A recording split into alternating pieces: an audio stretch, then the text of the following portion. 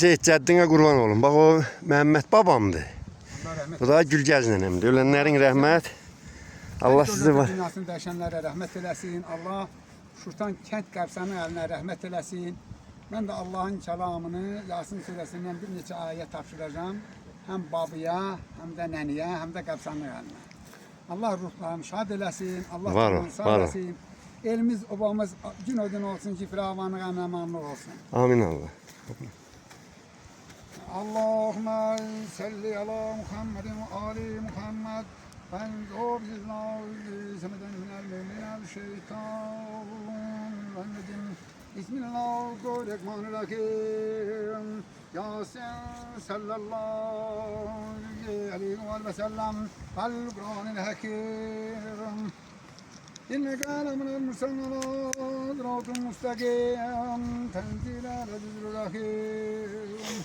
لتنذر قوما ما ينذر أباهم وفيهم غافلون لقد قال أكثركم وما يؤمنون إن جنة مغلالا فهي إلا الأذقان فكهم في مفهوم وجعلنا بالبين أيديهم سدا ومن خلفهم سدا وبأيديهم وهم لا يبصرون وَسَوَّرُونَ عَلَيْكُمْ أَنْذَرْتَكُمْ أَنْ لَنْ تُنْذِرْكُمْ لَا يُؤْمِنُونَ إِنَّمَا تُنَتَّبَعَ الذِّكْرَ وَخَشِيَ اللَّهَ يَسِيفٌ وَسَلَامٌ عَلَى الْمُرْسَلِينَ وَالْحَمْدُ لِلَّهِ رَبِّ الْعَالَمِينَ مَا كَانَ مُحَمَّدٌ صلى الله عليه وسلم أبا من رجالكم ولكن رسول الله وختم النبيين وكان الله بكل شيء عليما إن الله وملائكته رب العالمين ولعنة الله على أعدائهم ومخالفين أجمعين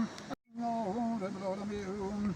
Yabeten Eloğlu tarafından babalar Məhəmməd Həmzə oğluna, nənəsi Gülgəz Nəcəf qızının Kəlbəcər rayonunun Şurtan kənd qəbsanı əhlinin vasıfla mütəvasıl yerdən Nəvər Allah mərqədə xava və cəlal cənnət və məskənə xava.